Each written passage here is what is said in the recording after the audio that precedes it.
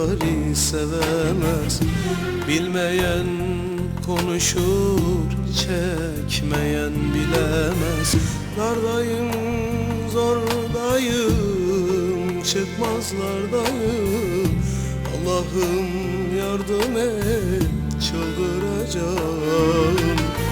Dardayım, zordayım, çıkmazlardayım.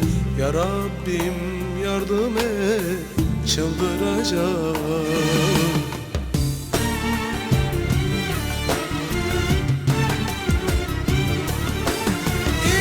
İki aşk arasında kaldım, aman neyleyim.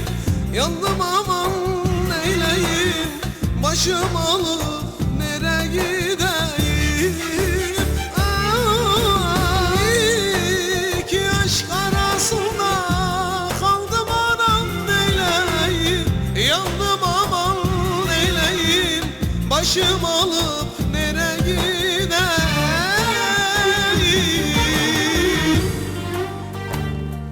Kim demiş bir insan iki yâri sevemez? Bilmeyen konuşur, çekmeyen bilemez.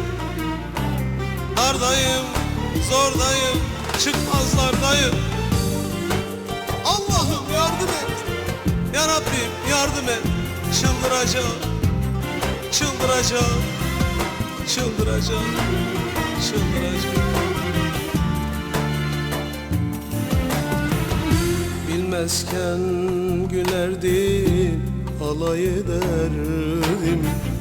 Böyle şey olur mu, yalandır derdim.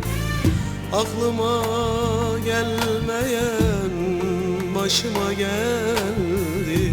Nereden düştüm bu derde, beni bitirdi. Aklıma gelmeyen başıma geldi. Nereden düştüm bu derde, beni bitirdi.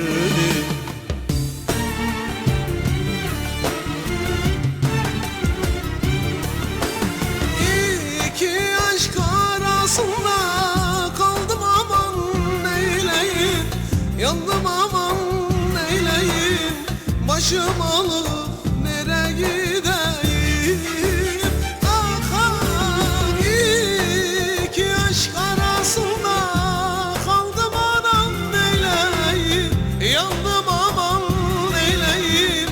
Başım alıp nereye gideyim?